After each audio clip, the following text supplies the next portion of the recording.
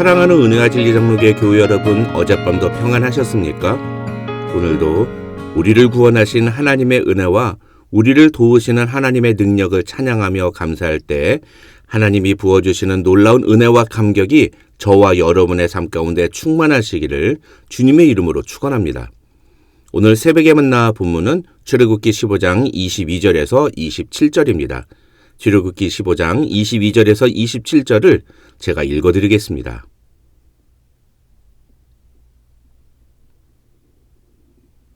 모세가 홍해에서 이스라엘을 인도하며 그들이 나와서 수르 광야로 들어가서 거기서 사흘 길을 걸었으나 물을 얻지 못하고 마라에 이르렀더니 그곳 물이 써서 마시지 못하겠으므로 그 이름을 마라라 하였더라. 백성이 모세에게 원망하여 이르되 우리가 무엇을 마실까 하매 모세가 여호와께 부르짖었더니 여호와께서 그에게 한 나무를 가리키시니 그가 물에 던지니 물이 달게 되었더라. 거기서 여호와께서 그들을 위하여 법도와 율례를 정하시고 그들을 시험하실세 이르시되 너희가 너희 하나님 나 여호와의 말을 들어 순종하고 내가 보기에 의를 행하며 내 계명에 귀를 기울이며 내 모든 규례를 지키면 내가 애굽 사람에게 내린 모든 질병 중 하나도 너희에게 내리지 아니하리니 나는 너희를 치료하는 여호와임이라. 그들이 엘림에 이르니 거기에 물샘 12과 종려나무 70그루가 있는지라. 거기서 그들이 그 물 곁에 장막을 치니라.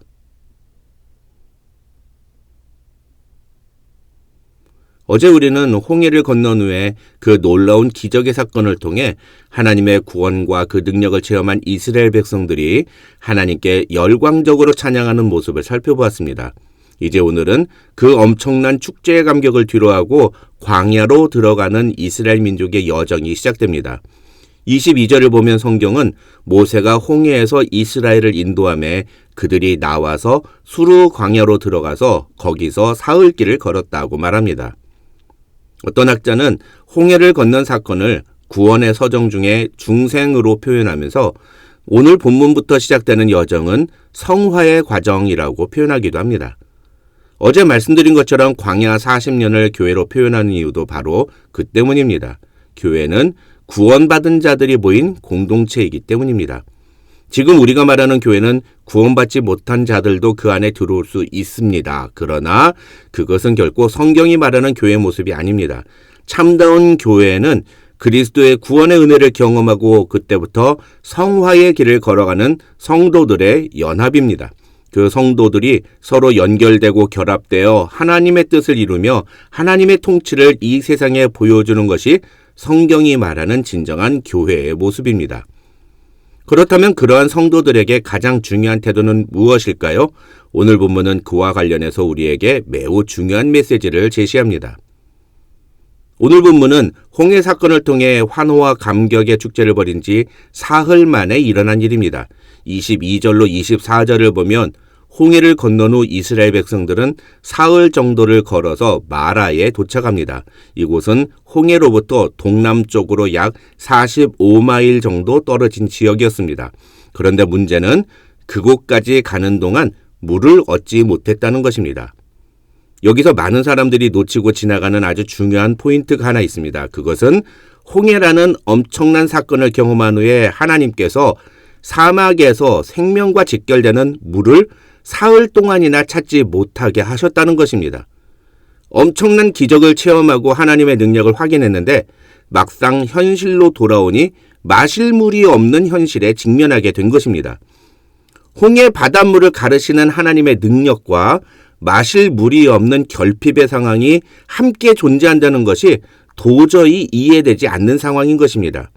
그런데 여기서 말하는 사흘은 인간이 물 없이 생존할 수 있는 극한의 시간이라고 학자들은 설명합니다. 더군다나 그 길은 일반적인 길이 아니라 사막길이었습니다. 사막길에서 물이 없다는 것은 매우 위험한 순간이 아닐 수 없습니다. 그 극한의 순간에 이스라엘 백성들은 마라에 도착합니다. 그리고 거기서 물을 발견합니다. 문제는 그곳에 있는 물이 너무 써서 마실 수가 없었다는 것입니다. 성경에서는 쓰다고 표현이 됐는데 여기서 쓰다라는 표현은 진짜로 물이 쓴 게 아니라 마실 수 없는 물이었다는 뜻입니다. 물은 있었는데 마실 수가 없는 물이었다는 것입니다. 그러자 어떤 일이 벌어집니까? 이스라엘 백성들이 모세에게 원망을 합니다. 이 원망에 대한 내용은 다음 주에 좀 더 자세하게 다뤄보기로 하고, 오늘 우리가 주목하고 싶은 것은 바로 3일 전에 정말 평생 잊을 수 없는 그 감격과 흥분 속에서 축제를 경험한 이스라엘 백성들이 고작 3일 만에 그 감격과 기쁨을 잃어버렸다는 것입니다. 작심 3일도 아니고 어떻게 3일 만에 찬양이 원망으로 바뀔 수 있느냐는 것입니다. 그런데 놀랍게도 출애굽기를 읽어보면 이스라엘 백성들은 자신들에게 조금만 힘든 일이 있고 조금만 어려운 상황에 처하게 되면 곧바로 원망과 불평을 쏟아내는 것을 볼 수 있습니다. 어쩌면 서두에 말한 그 성화의 과정에서 이스라엘 백성들이 보여주는 신앙의 태도는 원망과 불평이라는 단어로 대표할 수 있을 만큼입니다. 그리고 모세는 이것을 하나도 빼놓지 않고 자세하게 기록합니다. 가장 먼저 그들은 출애굽이라는 엄청난 사건을 경험했지만 홍해 앞에서 애굽의 군대가 자신들을 뒤쫓아오자 심히 두려워하며 모세에게 원망했습니다. 그 다음 오늘 본문에서 그들은 홍해의 그 기적적인 사건을 경험한 지 사흘 만에 마실 물이 없다는 이유로 다시 원망합니다. 뿐만 아니라 16장으로 넘어가면 고기를 배불리 먹지 못한다는 것 때문에 원망하고 17장에서는 또다시 물 때문에 원망합니다. 이런 기록을 통해 모세는 잘못된 신앙 습관이 얼마나 무서운 것인가를 우리에게 보여줍니다. 홍해 사건이라는 평생 잊을 수 없는 감격적인 사건을 경험했음에도 불구하고 현실의 작은 문제로 원망하고 불평하는 이스라엘 백성들의 모습을 사도 바울은 고린도전서 10장 10절에서 그들 가운데 어떤 사람들이 원망하다가 멸망시키는 자에게 멸망하였나니라고 표현했습니다. 오늘 본문에서 이스라엘 백성들이 원망한 이유는 마실 물이 없기 때문이었습니다. 그런데 사흘 전에 그들은 무엇을 경험했습니까? 자신들을 가로막고 있었던 거대한 물 홍해를 둘로 가르시고 그 사이에 마른 땅을 만드셔서 자신들을 구원하시는 하나님의 그 큰 능력을 경험했습니다.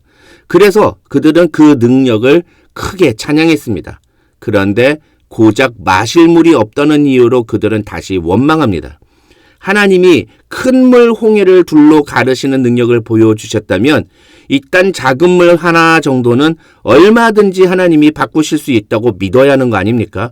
그런데 그들은 그런 믿음의 반응이 아니라 원망의 태도를 먼저 보인 것입니다. 이스라엘 자손들의 이러한 태도를 학자들은 습관이라고 표현합니다. 원망은 이스라엘 백성들의 영적인 습관이었다는 것입니다. 습관은 어떤 의미에서 무의식에서 나오는 태도입니다. 습관은 내가 알지 못하는 사이에 몸이 먼저 반응하는 것입니다. 다 압니다. 그런데 행동은 습관대로 나옵니다. 신앙도 마찬가지입니다. 좋은 신앙의 습관이 몸에 배인 사람은 은혜를 잘 받습니다. 그러나 어떤 사람은 좀처럼 은혜를 받지 못합니다. 그런 사람들은 가만히 보면 신앙의 습관이 잘못되어 있는 것을 봅니다. 그렇다면 어떤 습관이 은혜를 잘 받는 습관일까요? 그와 관련해서 미국 미네소타주에 있는 베들레헴 신학교의 교수인 데이빗 마티스 목사는 은혜 받는 습관이라는 책에서 우리의 신앙이 점점 건강하게 성장하기 위해서는 4가지 좋은 신앙의 습관을 몸에 익혀야 한다고 주장합니다. 첫째는 말씀의 습관입니다. 하나님의 말씀인 성경을 통해 하나님의 음성을 들을 뿐만 아니라 그 말씀대로 순종하는 습관이 우리 몸에 배어 있어야 한다는 것입니다. 둘째는 기도의 습관입니다. 기도를 통해 우리의 삶의 모든 문제를 하나님께 아뢰고 하나님만을 전적으로 의지하는 자세가 습관이 되어야 한다는 것입니다. 셋째는 교제의 습관입니다.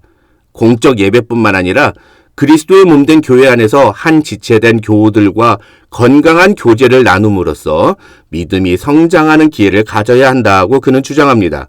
히브리서 10장 25절에서도 성경은 이렇게 말합니다.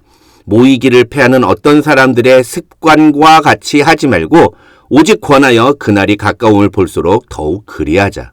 마지막으로 개인적인 경건의 습관입니다. 특히 그는 시간과 재물을 하나님을 위해 사용하는 습관을 몸에 익히는 것이 중요하다면서 이렇게 말합니다. 그리스도 안에 뿌리를 깊게 내려 진정한 성장을 이루게 하고 새날을 위해 우리의 영혼을 준비시키며 지속적인 영적 성장을 가져다주고 기쁨의 강수를 넘치게 만드는 은혜는 무수히 많은 실천 행위와 습관을 만들어낼 수 있는 교제와 기도와 성경 공부라는 지극히 평범하고 일상적인 원리에서 비롯된다. 한번 성경을 뒤집어서 생각해 봅시다. 만약 오늘 본문에서 이스라엘 백성들이 마실 물이 없다고 불평하지 않고 그런 상황에서 먼저 하나님께 엎드려 기도하는 습관을 갖고 있었다면 어떻게 됐을까요? 그들은 분명히 자신들의 기도에 신실하게 응답하시는 하나님의 능력을 또다시 체험했을 것입니다. 물론 결과적으로 보면 하나님은 원망하는 이스라엘 백성들의 원망을 당장은 책망하지 않으시고 그들이 원하는 대로 물도 주시고 또 16장에서는 만나와 메추라기도 주십니다. 그러나 고린도전서 10장 5절을 보면 그러나 그들의 다수를 하나님이 기뻐하지 아니하셨으므로 그들이 광야에서 멸망을 받았느니라고 바울은 말합니다.